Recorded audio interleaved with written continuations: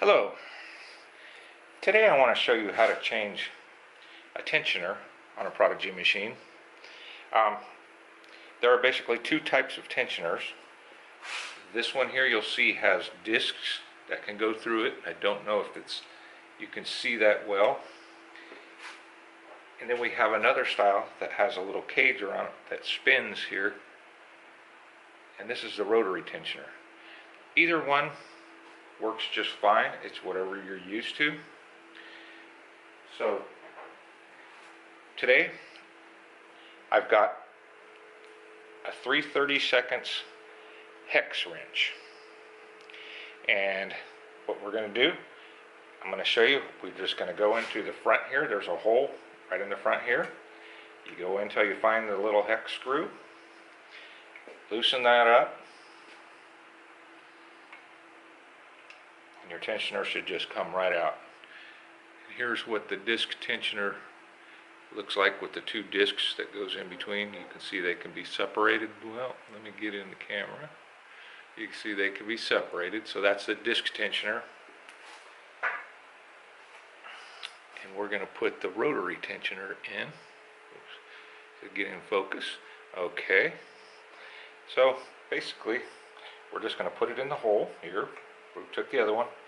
Now you want to make sure that this little spring here does not touch the machine. If it rubs, it's going to slow it down. And you don't want that. You want it to be clear of that, and you want the spring to be at about the 9 or 10 o'clock location. And if you find your machine doesn't like it at the 9 o'clock, try it at the 10 o'clock.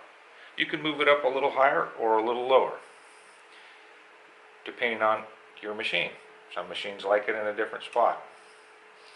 So you just tighten that up, making sure the spring is not rubbing the housing.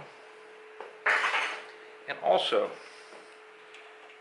in the center here, you'll see I'm turning this whole mechanism with a screwdriver.